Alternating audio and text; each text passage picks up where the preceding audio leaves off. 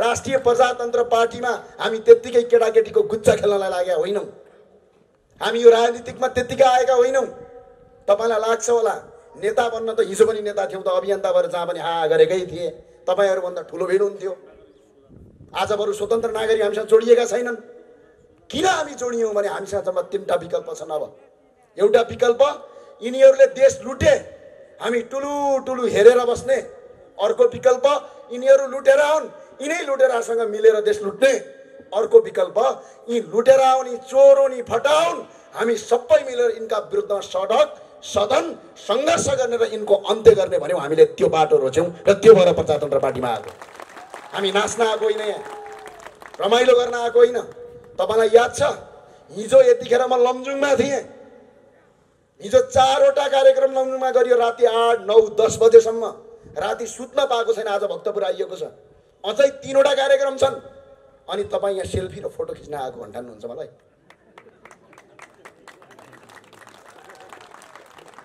तपाईहरु सबैलाई मेरो अनुरोध छ, नेता भ्रष्टाचारी भयो भन्नुहुन्छ अनि कार्यकर्ता खुबै गतिल्ला हुनुहुन्छ नि। किन नेता भ्रष्टाचारी हुन्छ? पेट्रोल हाल्दे भन्छन् कार्यकर्ताले, कार्यकर्ताको गर्लफ्रेन्डलाई जागिर लगाइदे भन्छ। त्यही भएर म कुनै पनि कार्यकर्ताले आफ्नो व्यक्तिगत जीवनको कामका लागि र गैर कानुनी कामका लागि मलाई सिफारिस नगर्दिन हुन म हार्दिक अपील गर्दछु, यहाँबाट अनुरोध गर्दछु।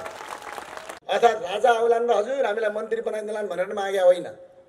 राजाले मन्त्री बनाउने हो र मन्त्री त जनताले बनाउने हो। हामीले राजा माग्नका 3वटा कारण छन्। पहिलो कारण अहिले युट्युबमा जाने, तपाईले भिडियो हेर्ने, राजा महेन्द्रको बेलायत भ्रमण हेर्ने, राजा वीरेन्द्रको अमेरिका भ्रमण हेर्ने, राजा ज्ञानेन्द्र शाहको भारत भ्रमण हेर्ने, अनि त्यहाँ चुप्प लाग्ने, त्यहीमा फेरि गएर खोज्ने।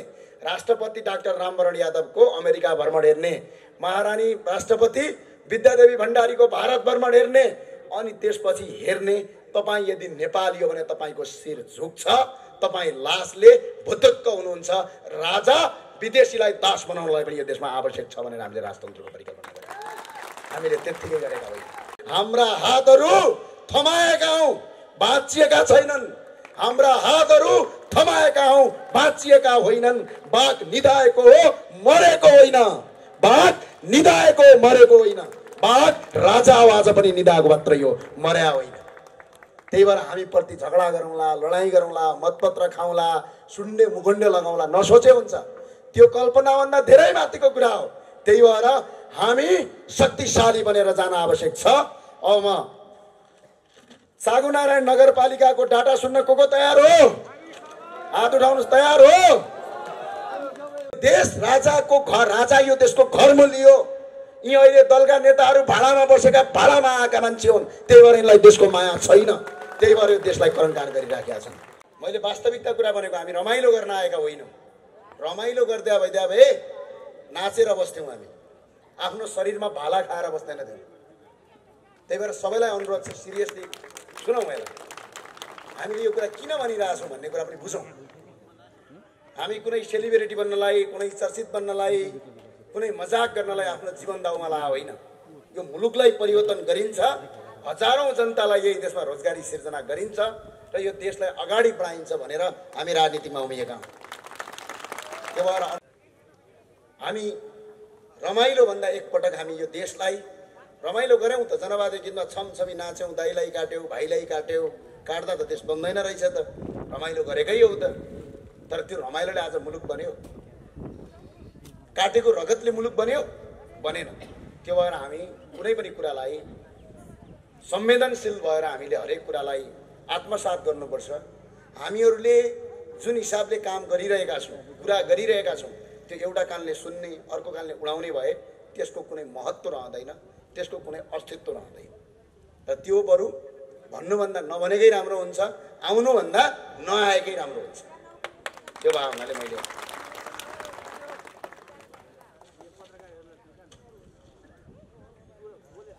सर्वप्रथम त यस राष्ट्रिय प्रजातन्त्र पार्टी सागुनारायण नगरपालिका वडा नम्बर 8 का आजको यस कार्यक्रमका सभापतिज्यू, त्यसै गरी राष्ट्रिय प्रजातन्त्र पार्टीका उपाध्यक्ष विक्रम पाण्डेज्यू, त्यसैगरी राष्ट्रिय प्रजातन्त्र पार्टीका सहमहामन्त्रीज्यू, प्रवक्ताज्यू र त्यसैगरी आजका यस राष्ट्रिय प्रजातन्त्र पार्टीका सबै यहाँ आएर उपस्थित हुनुभएका राष्ट्रप्रेमी साथी र पत्रकार मित्रहरूमा स्वीकार्नुहोस् जय नेपाल। हामी यो देशमा, यो मुलुकमा हामी केटाकेटी खेलाए जसरी खेलेका होइनौँ, कुनै फुल गोबारा फुटाए जस्तो होइन। यो देशमा यी भ्रष्टाचारीहरूका विरुद्धमा लड्दाखेरि आफ्नो ज्यानलाई आहुति दिन सक्ने दम र क्षमता राख्न सबैलाई म हार्दिक अपिल गर्छु। रमाइलो लाग्छ नि, किन लाग्दैन? फिल्ममा गएर ताली पड्काउन पाइन्छ। तर यो मुलुक आज हेर्नुहोस् एकछिन, हाम्रो अलिकतिको कमजोरीले गर्दा, हाम्रो अलिकति सोचाइको कमीले गर्दा, अर्काको पछाडि लहैले गर्दा, आज एउटा सानो गल्तीले गर्दा आज तपाईका छोराहरू विदेशमा बेचिरहेका छन्, बुहारीहरू अर्काको देशमा टोछा लगाइरहेका छन्। यो कुरा बुझ्नु अब आवश्यक छ तपाईहरु। हाम्रो सानो गल्ती हो। एक दिन आउँछ चुनाव, त्यो चुनावको अघिल्लो दिन मस्तीमा बिहे हुन्छ। थाहा छ तपाईलाई? छिमेकीको बिहे हुँदाखेरि वल्लो छिमेकी बोलेर बस्दैन, चुप लाएर बस्छ। एकछिन सुन्नुहोस्, छिमेकीहरू झगडा गरे हुन्छन्, प्रायः जसो छिमेकीहरू झगडै गर्छन्। फेरि केही न केही कुरामा मनमुटाव भइ नै हाल्छ छिमेकीको। जब छिमेकीहरू आपसमा मनमुटाव गर्छन्, छिमेकीहरू आपसमा झगडा गरेर बसेका हुन्छन्, छिमेकीको बिहे हुन्छ, छोराको छोरीको, बिहानबाट बाजा बल्न थाल्छ। झगडा गरेका छ, म चाहिँ छिमेकी घर किन जानु भनेर अझै पनि जाँदैन, अझै बाजा बज्छ। 1 घण्टा बज्छ, 2 घण्टा रमाइलो हुन्छ, 3 घण्टा पछाडि त्यो झगडा गरेको छिमेकी पनि त्यो बाजा बजाएको ठाउँमा गएर नाच्छ, हाँस्छ र उसको भोज खाएर आउँछ। आज नेताहरूले यो चुनावलाई भोज बनाएका छन्, यसलाई विवाह बनाएका छन्। अघिल्लो दिनसम्म यो नेतालाई भोट हाल्दिन भन्नुहुन्छ, चुनाव आउँछ रमझम गर्छन्, बाजा बजाउँछन्, विभिन्न आएर नृत्य नाच गाना गर्छन्, 15 दिनसम्म विवाह गर्छन्, अनि सबै कुरा बिर्सनुहुन्छ। मदिरा खाएर लट्ठ भयो जसरी भोट हाल्नुहुन्छ, आफ्नो भविष्य बर्बाद पार्नुहुन्छ। धेरै मान्छेलाई लागेको होला यो चुनाव कसैलाई यो सत्ताको सिडी चढ्ने माध्यम होला, कसैलाई शक्ति आर्जन गर्ने माध्यम होला। तर तपाईँ हामी जस्ता हजारौं करोडौं युवाहरूका लागि भरोसाको र आशाको केन्द्रको ढोका हो यो चुनाव। यसलाई मजाक नठानौँ तपाईँहरूले, म आग्रह अनुरोध गर्न चाहन्छु। अहिले एउटा जबरजस्त एउटा युवा समाज छ नेपालमा। चुनावमा म जाँदिनँ, भोट हाल्दिनँ, मलाई मतलब छैन। तपाईँका छोराछोरीले पनि भन्छन् घरतिर, बाबु चुनाव आयो, राम्रो मान्छे चुन्नुपर्छ भन्दा मलाई के मतलब, म त राजनीतिक भनेको आई हेट राजनीतिक भन्छ। फेरि इङ्ग्लिस पनि चाँड्छ अलिअलि, किनकि पढाइदिनु भएको छ नि। नेपाली बोल्नुभन्दा उसलाई इङ्ग्लिस बोल्दाखेरि प्यारो लाग्छ। अङ्ग्रेजी बोल्नु भनेको संसारको उत्कृष्ट भाषा भन्ने लाग्छ। त्यो भाषा र ती युवाहरूलाई एउटा मेरो अनुरोध छ, राजनीतिमा तटस्थ बस्नु भनेको, तपाईँले कुनै सही मान्छेलाई चुनावमा भोट नहाल्नु भनेको तपाईँले घरमा बसेर तटस्थ गरेको होइन। एउटा बेइमानी, एउटा अयोग्य, एउटा देशको लुटेरा, एउटा भ्रष्टाचारीलाई चुनाव जिताएर आफ्नो खुट्टोमा आफै बन्चरो आने हो, आफ्नो भविष्य बर्बाद पारेको। तपाईहरू यो हेक्कार होस्, चुनावमा तपाईँले सही मान्छेलाई नचुन्नु, तटस्थ बस्नु भनेको अपराधीले चुनाव जित्छ। उदाहरणका लागि रोल्पालाई याद गरौँ। रोल्पाको एउटा गाउँपालिकामा चुनाव भयो, जम्मा मतदाता 2800 मान्छे मतदाता थिए, तर त्यहाँका गाउँपालिका मान्छेले धेरैले भोट हालेनन्। जम्मा भोट खस्यो कति? 155 को 150 वटा भोट खस्यो। चुनाव जित्नेले 112 भोट ल्याएर गाउँपालिकाको अध्यक्ष आज पनि पट्काइरहेछ, आज पनि देश लुटिरहेछ। अनि जसले चुनावमा भोट हालेनन् तिनीहरू त्यो लुटेराको दास बनिराखेका छन्। यो कुरा हेक्का रहोस् र आज यो अवस्था हेर्नुहोस् त। यो देशमा अघिल्लो चुनावको डाटालाई केलाउनुहोस्, एकछिन पढ्नुहोस्, अध्ययन गर्नुहोस्, कति चुनावमा भोट खस्यो। अघिल्लो चुनावमा यो देशमा जम्मा 36 लाख र 35 लाख भोट ल्याएकाहरूले देशको 2/3 सरकार भने। टोटल जनसङ्ख्याको यदि त्यसलाई तपाईँको यदि प्रतिशतमा हान्ने हो भने जम्मा 11% भोट हो। यदि जम्मा जति भोट खसेको छ त्यो भोटको जम्मा 44% हो। यदि जति तपाईँको भोटर छन् त्यसको जम्मा 24% भोट ल्याएर यो देशको सत्ता 2/3 बहुमत भनेर फुरफुर गर्छन्। भोट आयो एमालेको 36 लाख, नेकपाहरूको 36 लाख आयो, तर 58 लाख मान्छेले भोट हालेन। 58 लाख ठुलो कि 36 लाख? त्यो 58 लाखले भोट हालेनन्। किन थाहा छ? बालै मतलब थिएन। तर 36 लाखले चुनाव जितेर 58 लाख भोट नहाल्नेलाई दास बनाए। अहिले पनि तिनका मालिक भएका छन् र दास भयो 58 लाख जनता। त्यही भएर आउने चुनावमा स्वतन्त्र नागरिकले भोट हाल्नुहोस्। यो सामान्य कुरा होइन। तपाईलाई मजाक लाग्यो होला, भन्नुहुन्थ्यो त बेला बेला, ओहो युवा चाहियो, युवा चाहियो, आहा लेखिहाल्छन् आजभोलि, आहा कस्तो। मलाई कहिलेकाहीँ हेर्दाखेरि पनि अचम्म लाग्छ। ती युवा साथीहरू, ती बुद्धिजीवी वर्ग भनाउँदाहरू के गर्छन् थाहा छ?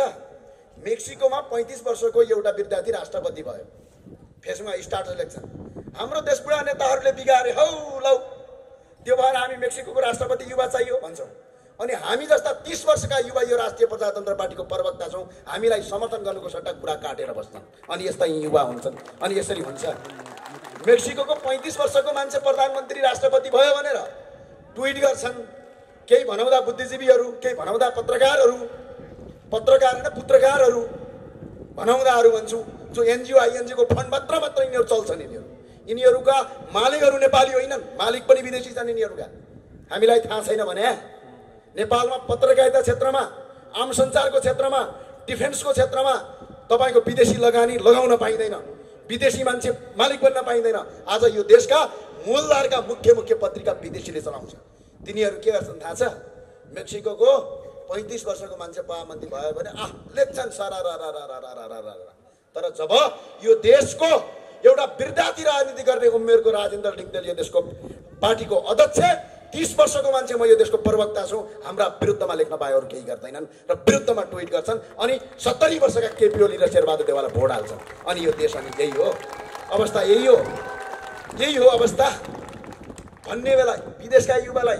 अस्ति एकचोटि खतरा भयो कि फ्रान्समा एकजना मान्छे राष्ट्रपति भए, सायद भर्खरकै छन्, धेरै उमेरका छैनन्। नेपालभरि हुटिङ चल्यो। जब एकजना युवा एउटा पार्टीमा चुनाव लड्यो, त्यो युवाको जमानत जफत गराए यिनीहरूले। सिर्फ लेख्न जानेका छन्। आज यो देश यति अवस्थामा छ, तपाईँले नेपाली भाषा बोल्यो भने विद्यालयमा तपाईँलाई डाँट्छन्, विद्यालयमा तपाईँलाई कारबाही गर्छन्।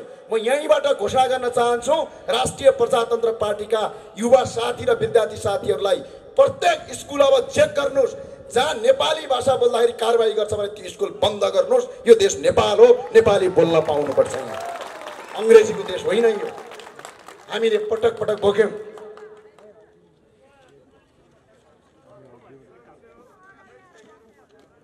हेर्नुहोस्, अचम्म छ। कहिलेकाहीँ अचम्म लाग्छ मलाई, यति सुन्दर देश छ है, मलाई रमाइलो लाग्छ। हामी बस्न पाएछौँ। भारतमा हामी पढ्दाखेरि यस्तै कार्यक्रम हुन्थे, एसी नलगाइकन, फ्यान नचलाइकन कुनै पनि कार्यक्रम गर्न सकिँदैन। आज पनि भारतमा, साउदी अरबमा एसी नलगाएर हिँड्न पनि सकिँदैन। अमेरिका कस्तो देश छ थाहा छ तपाईँलाई? अमेरिकाको धेरै भूभाग चिसोमा उभिन नसक्ने चिसो, गर्मीमा सहन नसक्ने गर्मी हुन्छ। तर हाम्रो देश हिमाल छ, अगाडि बिचमा पहाड छ, तराई छ, जम्मा 17 किलोमिटर मात्र तलमाथि यदि सिधा हिँड्ने हो भने हरेक ठाउँको मौसम फरक छ। हिमालमा नभएको तरकारी हिउँदमा हुने, हिमालको तराईको तरकारी बर्खामा तपाईँको हिमालमा हुन्छ। हाम्रो यस्तो सुन्दर देश आज विश्वको सबभन्दा गरिब छ। तपाईँको भर्खर जन्मेको छोरीले के सपना देख्छ? छोरी ठुलो भएपछि के गर्ने भनेपछि के भन्छ थाहा छ? बुवा अस्ट्रेलिया जाने भन्छ छोरीले। अहिले सिकाउनु भएको छ नि, गजबको इतिहास। अनि छोरीले गएर नेपालीमा बोली भनेपछि तपाईँलाई ओहो संसारमै ठुलै गल्ती गरिहाली कि के हो यसले। अनि अङ्ग्रेजी बोलेपछि छोरो त ठुलो विद्वान भएछ भनेर तपाईँहरू मक्ख पर्ने यो देश है। यो देश उल्टो गति भन्ने यही हो क्या। कहिलेकाहीँ उल्टो हिँड्छ भन्छ नि, उल्टो गति भने यही हो। अनि आज हरेक युवाले यो देशमा भविष्य देख्दैन, हरेक नवजवान युवाले यो देशमा केही गर्न सकिँदैन भन्ने कुरा मेन्टालिटी भरिएको छ। यो सबै बनाउने तपाईँ पनि हो, हामी पनि, तपाईँ हामी जस्ता मान्छेले बनाएको। यसलाई परिवर्तन गर्न सक्नु, यही देशमा काम गर्न सकिन्छ, यही देशमा विकास गर्न सकिन्छ। यो देश मेरो हो, म यो देशको नागरिक हो भन्ने भित्री भावनाको विकास गर्न आवश्यक छ। चाहे त्यो माओवादी हो, चाहे त्यो एमाले हो, चाहे त्यो कांग्रेस होस्, चाहे त्यो रापरपा होस्, यो पार्टीको कुरा होइन। यो देशको आज सबभन्दा ठुलो रोग भनेको बेरोजगारी, सबभन्दा ठुलो रोग भनेको नेपालमा केही हुँदैन, सबका सब विदेशमा हुन्छ भन्ने मनस्थिति दिमागमा पाल्नु यो भाइरस हो। यो भाइरसको अन्त्य गर्न सक्नु अब हामी युवाको सबभन्दा ठुलो चुनौती हो। यो चुनौतीलाई आत्मसात गर्नुपर्छ। के छ देख्नु भएको छ घर? एकछिन युट्युबमा जानुहोस्, हाम्रो नेपालमा बनेका घर र सुडानमा बनेका घर हेर्नुहोस्, एउटै प्रकारका छन्। जहाँ जहाँ जमिन देख्यो त्यहीँ त्यहीँ घर बनाउने, जहाँ जहाँ उत्पादन हुने जमिन छ त्यहीँ त्यहीँ घर ठडाइहाल्ने। यही अवस्था यदि सिर्जित बन्यो भने, यही अवस्था यदि रह्यो भने, चागुनारायणमा आएर एउटा ज्ञानेन्द्र साईले भन्थ्यो भन्नु होला, अबको 30 देखि 40 वर्ष पछाडि भारतले चामल दिएन भने नेपालमा हाहाकार र भोकमरी पर्छ। यो अवस्था यो देशमा बन्यो आज। आफ्नो घरको टमाटर नखाने अनि अमेरिकाको पिज्जा र बर्गर माग्ने सन्तान जन्माउनु भएको छ। अहिले तपाईहरुले सन्तान जन्माउनु भएको छ। घरको गाईको दुध नखाने, ओहो यो त गाईको दुध खानु हुँदैन, रूढिवादी हो रे, बुझ्नुभयो? अनि अमेरिकाको पेप्सी र ड्यू खाएर घरमा आउने सन्तान जन्मिया छन् अहिले यो देशमा। तपाईहरुले जन्माउनु भएको छ। हामी व्यापारले पुराका पुरा परजीवी भइसक्यौं। तपाईलाई थाहा छ, घरको अगाडिको गोलबेडा टिपेर अचार बनाउँदैन अनि अमेरिका र युरोपबाट आएको अचार भाटबटरीले सुपरमार्केटमा गएर किनेर ल्याएर घर खान्छ। यस्तो किसिमको तपाईको व्यवस्था भयो यो देशमा। एकफेरि मलाई अचम्म लाग्यो, अचार खानु पर्यो भने गएँ म। हेर्नुस् है, त्यो करेला हुन्छ नि, करेला, तपाईहरु बरेला भन्नुहुन्छ, हाम्रो जुम्लातिर करेलै भन्छन्। त्यो काँडा भएको के, त्यो चट्ट 4-5 वटा पिस काटेर प्लास्टिकमा तेल हालेर चप्काएर भाटबटरीमा बेच्न राखेको रहेछ। कति हो यसको प्राइस भनेको? 240 रुपैयाँ भन्यो। मैले किनेर ल्याएँ, के नहोला भन्ठाने। घर ल्याएर खोलेँ, जब त्यो भित्र खान थाल्छु त त्यही हाम्रो जुम्लातिर पाउने यहाँको बरेला भन्छ, त्यो बरेला रहेछ। अनि भोलिपल्ट बिहानपल्ट म त्यहाँ अगाडि तरकारी पसलमा गएँ, मेड इन सिङ्गापुर लेखेको थियो है फेरि त्यसमा। तल तरकारी पसलमा गएको, किलोको कति छ बरेला हजुर भनेको, किलोको 45 रुपैयाँ किलो छ भन्यो क्या। सुन्नुहोस् है, जम्मा त्यो बरेला 4 कि 5 वटा मात्र बरेला थियो त्यसमा। मैले 250 हालेँ। पछि त्यसको मैले अनुसन्धान गर्दै गएँ, यो कहाँबाट जाँदो रहेछ। नेपालमा भएको बरेला सिङ्गापुरले 30 रुपैयाँ किलो, 20 रुपैयाँ किलो नेपालबाट उठाउने अनि उता पारी सिङ्गापुरमा लगेर तेल हाल्ने, त्यसलाई चप्काउने अनि जम्मा 30 रुपैयाँ किलो बरेला 250 रुपैयाँ 4 वटा मात्रै बरेला मात्र बेचेर फेरि नेपाललाई नै बेच्ने, नेपालको सामान विदेश लिने अनि फेरि नेपालीलाई बेच्ने। अनि तपाईका छोराछोरी, तपाईका सम्भ्रान्त वर्गहरू भनाउँदाहरू ओहो के खाए, सिङ्गापुरको अचार खाए भनेर छिमेकीलाई सान हान्ने यो देशको परम्परा जबसम्म अन्त्य हुँदैन तबसम्म देश विकास हुँदैन। किन हुन्छन्? तपाईलाई थाहा छ, प्रधानमन्त्री, पूर्व प्रधानमन्त्री केपी शर्मा ओलीको छोरा पनि हुनुहुन्न, छोरी पनि हुनुहुन्न, व्यक्तिगत सम्पत्ति पनि छैन, तर यो देशको सबभन्दा ठुलो भ्रष्टाचारी केपी शर्मा ओली हुनुहुन्छ। किन होला? किनकि बा आई लभ यू भन्दै हिँड्छन् नि ती नक्कली छोराहरू। यिनीहरूको सम्पत्ति, यिनीहरूको गर्लफ्रेन्डलाई पनि जागिर लगाइदिनुपर्छ केपी ओलीले, खाने पैसा पनि दिनुपर्छ, बाइकमा तेल हाल्ने पैसा पनि दिनुपर्छ। त्यतिले मात्र पुग्दैन यिनीहरूलाई। कोही छिमेकी भैँसी बेचेको नाटा लागेको मान्छेलाई पनि जागिर खुवाइदिनु पर्यो, सरुवा गराइदिनु पर्यो, बडुवा गराइदिनु पर्यो। यदि सरुवा र बडुवा गराएर भोलि एउटा कार्यकर्ता विरोधी बन्छ अनि माधवमा नेपालसँग जान्छ भनेर यस्तो तहलका भएको छ। त्यही भएर म राष्ट्रिय प्रजातन्त्र पार्टीमा पनि अहिले कमल थापाले छोडेर जानु भएको छ। त्यो भएर मेरो अनुरोध छ, एकजना कार्यकर्तालाई 1 रुपैयाँ हामी नेता खर्च गर्दैनौँ, हामी 1 पैसा खर्च गर्दैनौँ। रात दिन तपाईँको कार्यक्रममा आइराखेका छौँ। खाना दिनुहोस्, एक छाक खाना दिनुहोस्। हिँड्नका लागि एउटा बाइक छ भने बाइकका पछाडि बसाल्नुहोस्, गाडी छ भने गाडीका पछाडि बसाल्नुहोस्, हुँदैन सार्वजनिक यातायात छ भने त्यसको पछाडि बसाल्नुहोस्। हामीसँग रगत छ, केही गर्न सक्ने सोच छ, आशा छ, भरोसा छ। यसका लागि तपाईँ साथ दिनुहोस्।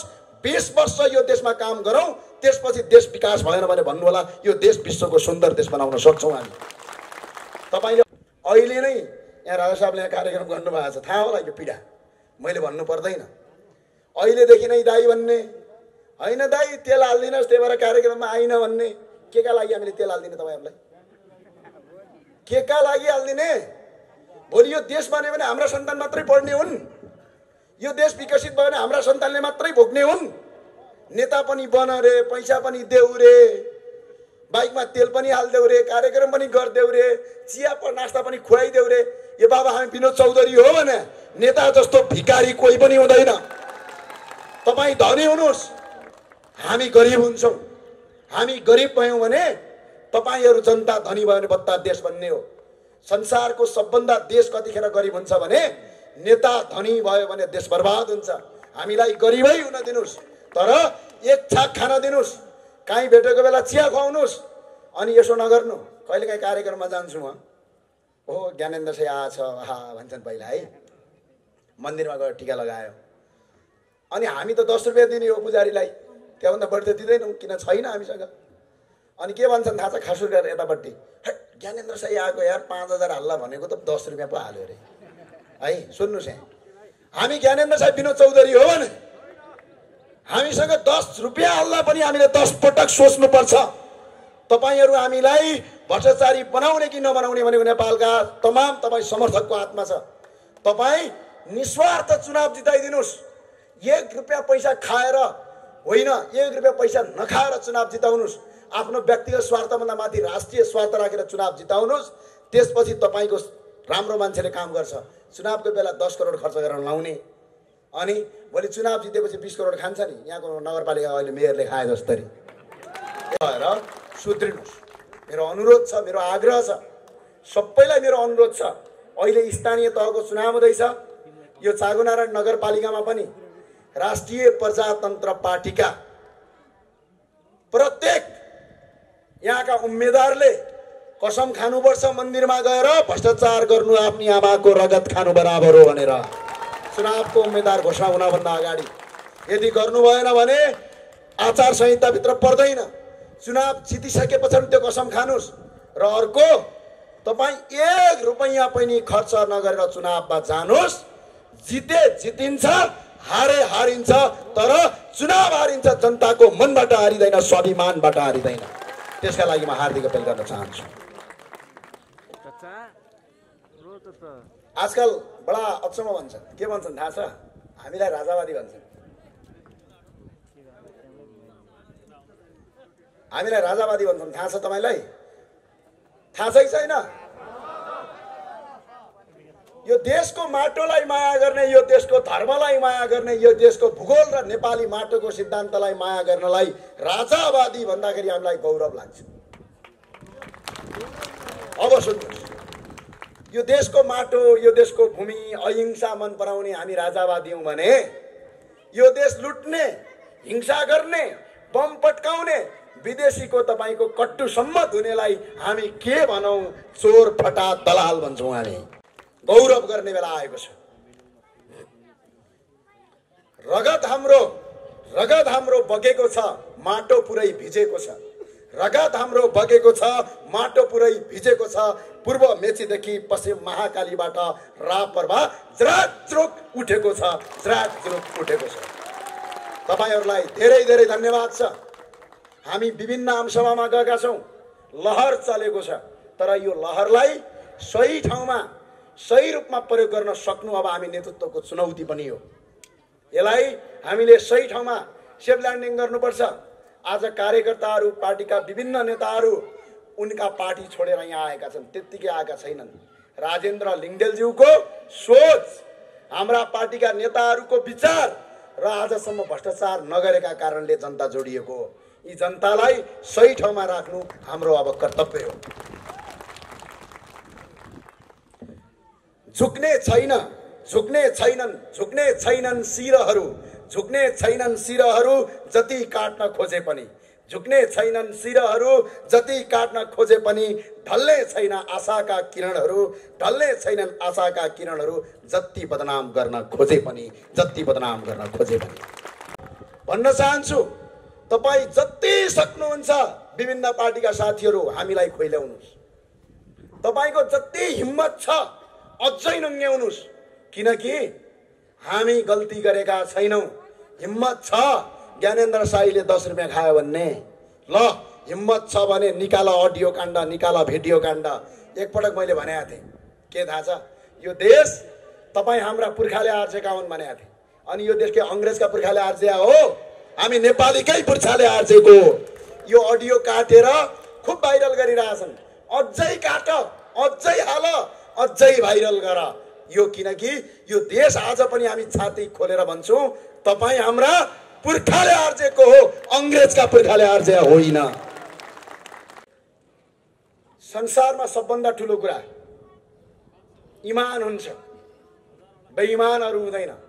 इमानलाई आत्मसात गरौँ, मुलुकको बाटोको रूपान्तरण गरौँ। कतिसम्म समस्या छ, कहाँ जाने भन्नु त मलाई, कहाँ जाने? अहिले अन्याय पर्यो, अदालतका अगाडि तपाईँ जानुभयो, कसैले तपाईँलाई अन्याय गर्यो भने अदालत जानुहुन्छ, अदालतले चर्को फिस लिन्छ। अनि तपाईँ के भन्नुहुन्छ ती अधिवक्तालाई? कस्तो उल्टो गतिमा नेपालको समाज गयो जस्तो लाग्छ मलाई त, थाहा छ? वरिष्ठ ठुलो वकिल भनेको त ठुलो पैसा कमाउने रे है। समाजमा छन् नि ठुल्ठुला वकिलहरू जसका कार्यालयहरू यसो गरी हेऱ्यो भने माथिबाट टोपी खस्ने अफिसमा हुन्छन्। अनि समाजमा सबभन्दा अगाडि आएर त्यसैले तपाईँ टिका लाउनुहुन्छ। अनि के भन्नुहुन्छ?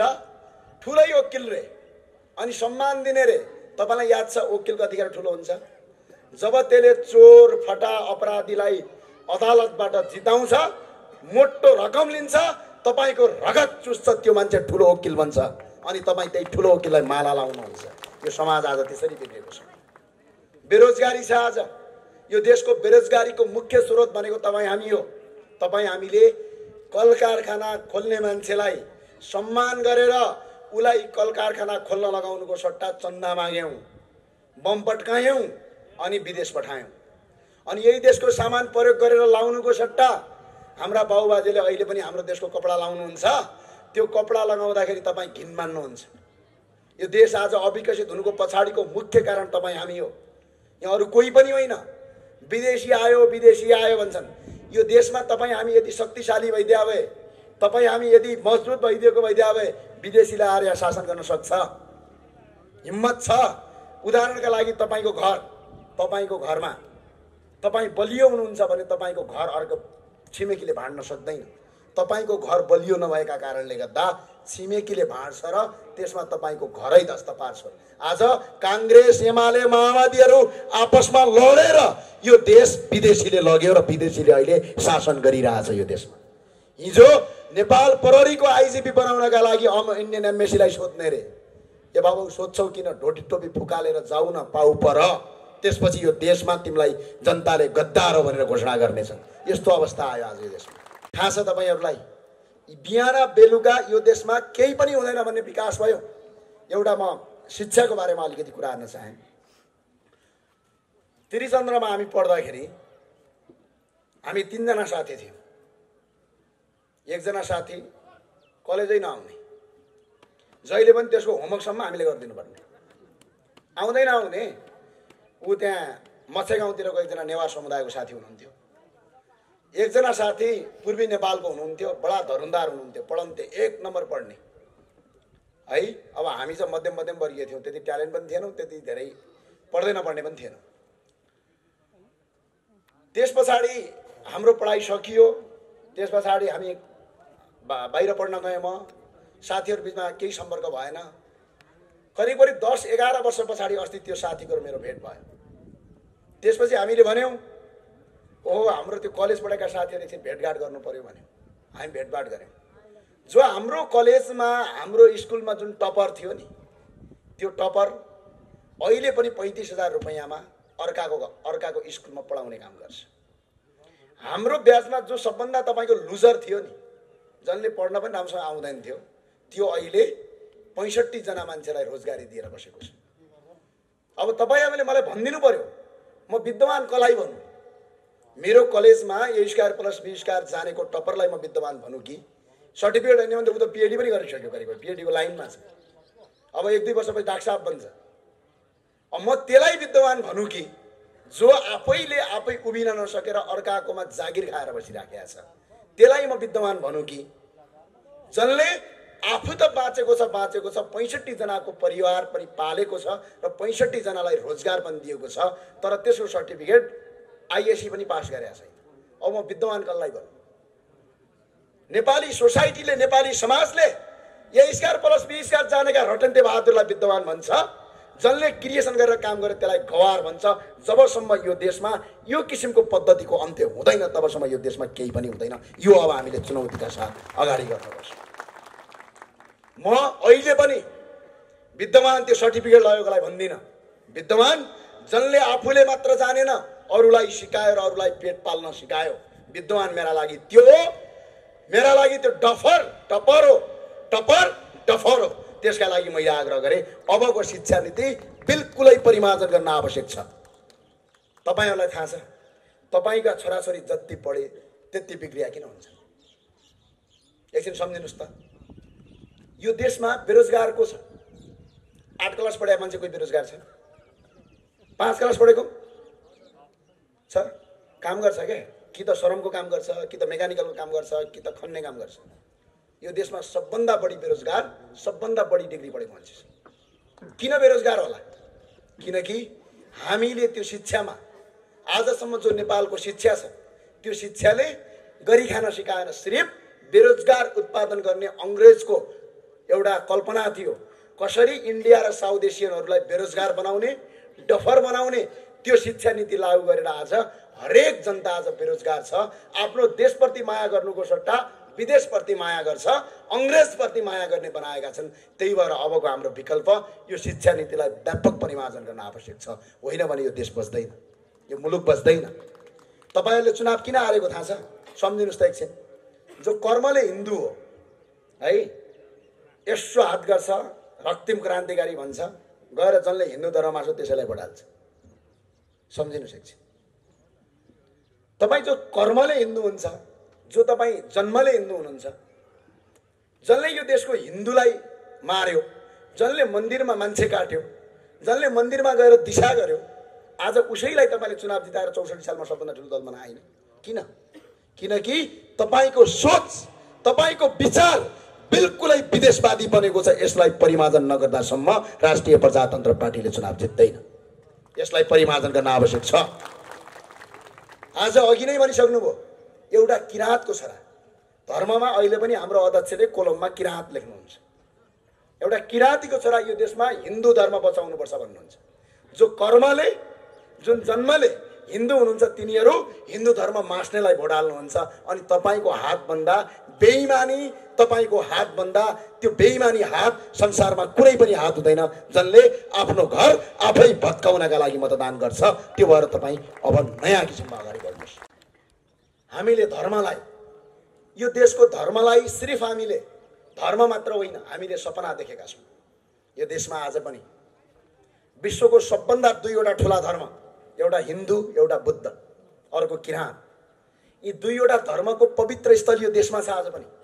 आज पनि मठ मन्दिरको देश हो, यो देवी देवताको देश हो।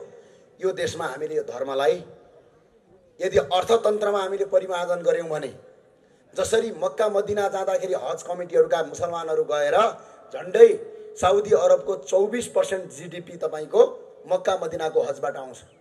हामी विश्वका 121 करोड हिन्दू धर्मावलम्बीहरूलाई यो देशमा यदि ल्याउन सक्यौं, यो मुलुकमा यदि ल्याउन सक्यौं र तिनीहरूको 10% मात्र मान्छे नेपाल ल्याएर नेपालमा दर्शन गर्न सक्यौं भने यो देशमा बेरोजगारीको अन्त्य हुन्छ। यो देशका होटलहरूको हाई हुन्छ, यो देशको जीडीपी बढ्छ, यो देश काया पलट गर्छ भनेर हामीले हिन्दू राज्यमा आएको, त्यत्तिकैमा आएको होइन। अर्को कुरा गरे, राजा मागिरहेछन् यिनीहरू भने। हामीले राजा रहरले मागेको होइन, अर्थात् राजा आउलान् र हजुर हामीलाई मन्त्री बनाइदिलान् भनेर मागे होइन। राजाले मन्त्री बनाउने हो र मन्त्री त जनताले बनाउने हो। हामीले राजा माग्नका 3वटा कारण छन्। पहिलो कारण, अहिले युट्युबमा जाने, तपाईले भिडियो हेर्ने, राजा महेन्द्रको बेलायत भ्रमण हेर्ने, राजा वीरेन्द्रको अमेरिका भ्रमण हेर्ने, राजा ज्ञानेन्द्र शाहको भारत भ्रमण हेर्ने, अनि त्यहाँ चुप्प लाग्ने, त्यहीमा फेरि गएर खोज्ने, राष्ट्रपति डाक्टर रामवरण यादवको अमेरिका भ्रमण हेर्ने, महारानी राष्ट्रपति विद्यादेवी भण्डारीको भारत भ्रमण हेर्ने, अनि त्यसपछि हेर्ने तपाई यदि नेपाली हो भने तपाईको शिर झुक्छ, तपाई लासले भुतुक्क हुनुहुन्छ।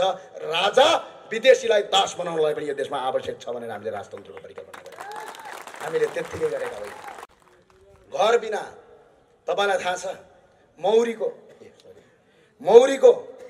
घार देख्नु भएको छ? घारभित्र एउटा रानी मौरी हुन्छ। ती मौरीहरू त्यो रानी मौरी नहुँदाखेरि पनि उड्न सक्छन्, उडेर केशर ल्याउन सक्छन्, तर त्यो रानी मौरी नभयो भने तिनीहरूले कहिले पनि महको चाका बनाउन सक्दैनन्। किन? यिनीहरू एक अर्कासँग लडेर मर्छन्। आज राजा नहुँदाखेरि कांग्रेस, कम्युनिस्ट, एमालेहरू एक अर्कासँग सडकमा नाराबाजी र झगडा गरेर यो देश बर्बाद पारे। त्यही भएर राजा एकताको सूत्र हो। त्यही भएर हामीले राजाको आवश्यकता ठान्यौँ यो देशमा। हामीले त्यत्तिकै होइन। अर्को कुरा याद गर्नुभएको छ, कहिलेकाहीँ यसो टिभी हेर्नुहोस्, विदेशको एउटा राजदूत आउँछ, सिधै ढोका ढकढक गर्छ, सभामुखले आफ्नै निवासमा बोलाउँछ। विदेशको एउटा राजदूत आउँछ, प्रधानमन्त्रीलाई आफ्नै निवासमा बोलाउँछ। राष्ट्रपतिको अगाडि जान्छ, उफरगौडी हालेर बस्छ, यस्तो उफरगौडी, बुझ्नुभयो? तर हिजो राजा वीरेन्द्रले उफरगौडी हालेर बस्नुहुन्थ्यो, अमेरिकन राष्ट्रपति झुकेर बस्थ्यो। त्यो भएर हाम्रो देशमा राजाको आवश्यकता छ भने त्यत्तिकै भनेका होइन। यो देशको शान हो, यो देशको मान हो, यो देशको इज्जत हो, यो देशको प्रतिष्ठा हो राजतन्त्र। राजतन्त्र कोही कसैको विदेशीको दास हुँदैन। यो देशमा यदि कसैलाई सबैभन्दा बढी यो देशको माया छ भने राजाभन्दा अरू कसैलाई पनि माया हुँदैन, किनकि यो देश राजाको सम्पत्ति हो। सम्पत्तिको माया सबैलाई हुन्छ। तपाईँलाई उदाहरणलाई सुन्नुहोस् त, एउटा घरमा तपाईँ भाडामा बस्नुहुन्छ, घरको माया त्यो भाडामा बसेको मान्छेलाई हुन्छ कि घरमुलीलाई हुन्छ? भन्नुहोस् त, कसलाई हुन्छ? यो देश राजाको घर, राजा यो देशको घरमुली हो। यी अहिले दलका नेताहरू भाडामा बसेका, भाडामा आएका मान्छे हुन्। त्यही भएर यिनलाई देशको माया छैन। त्यही भएर यो देशलाई कलङ्कार गरिराखेका छन्। धेरैले भने राष्ट्रिय प्रजातन्त्र पार्टीका कार्यकर्ताहरू आउलान् अनि यसो मुङ्ग्रो देखाउँला र तर्साउँला सोचिया होलान्, होइन? त्यही सोच्या होलान् नि। यसो ढुङ्गा पनि आनौँला, चितवनको जस्तै मतपत्र खाउँला सोच्या होला। यहाँ विक्रम पाण्डे हुनुहुन्छ, अब मतपत्र खायो भने त के गर्नुहुन्छ थाहा छ होला। थाहा छ होला। त्यो कांग्रेस एमालेसँग मतपत्र खाए जस्तो भन्ठानेका छन्। यो राष्ट्रवादी हौँ। त्यही भएर म अनुरोध गर्न चाहन्छु, हाम्रा हातहरू थमाएका हौँ, भाँचिएका छैनन्। हाम्रा हातहरू थमाएका हौँ, भाँचिएका होइनन्। बाघ निधाएको हो, मरेको होइन। बाघ निधाएको मरेको होइन। बाघ राजा हो, आज पनि निधाएको मात्रै हो, मर्या होइन। त्यही भएर हामी प्रति झगडा गरौँला, लडाइँ गरौँला, मतपत्र खाउँला, सुन्डे मुखुन्डे लगाउँला नसोचे हुन्छ। त्यो कल्पनाभन्दा धेरै माथिको कुरा हो। त्यही भएर हामी शक्तिशाली बनेर जान आवश्यक छ। अब म सागुनारायण नगरपालिकाको डाटा सुन्न को तयार हो? हात उठाउनुहोस्। तयार हो? नगरपालिकामा बेरुजो मात्रै यो 3 वर्षमा 14 करोड 45,74,000 रुपियाँ छ। कति छ रे? 14 करोड 45,74,000 बेरुजो छ। पैसा कति आयो होला सोच्नुहुन्छ? 3 अर्ब 34 करोड 71,76,000 रुपियाँ पैसा आएको छ। मोज मस्तीमा चागुनारायण नगरपालिकाका जनप्रतिनिधिहरूले 28 करोड 89,28,000 मोज मस्ती गर्नुभएको छ। एकपटक रापरवालाई जिताउनुहोस्। यही रकम असुल उपर गरेर जनतालाई स्वास्थ्य र शिक्षा निशुल्क गर्छौँ हामी। अरू कर उठाउनु पर्दैन। हामीले कर उठाउने कुरा गरेनौँ। हामी कर बढाउँदा पनि बढाउँदैनौँ। हामी करलाई पारदर्शिता बनाउँछौँ। भ्रष्टाचारलाई अन्त्य गरेर यो देशमा स्वास्थ्य र शिक्षा निशुल्क गर्ने प्रतिबद्धता गरेका छौँ। यसका लागि तपाईँको साथ र समर्थन आवश्यक छ। याद छ तपाईँलाई टर्ली बस चल्थ्यो, कहाँ गयो? कागज कारखाना थियो, कहाँ गयो? साराका सारा बेचेर खाने अनि तिनै बेच्नेलाई भोट हाल्ने कांग्रेस कम्युनिस्टका साथीहरू हो। अब कित्ता काट क्लियर भयो। एउटा देशद्रोही भ्रष्टाचारी अपराधीको कित्ता, एउटा राष्ट्रभक्ति र यो देशको धर्म संस्कृति र भ्रष्टाचार विरुद्धको कित्ता। कांग्रेस कम्युनिस्टका जति पनि राष्ट्रवादी साथीहरू छन्, आउनुहोस्, फुलमाला लगाउनुहोस्, तपाईँ गद्दारका विरुद्ध लड्न हामीलाई साथ दिनुहोस्। हस्।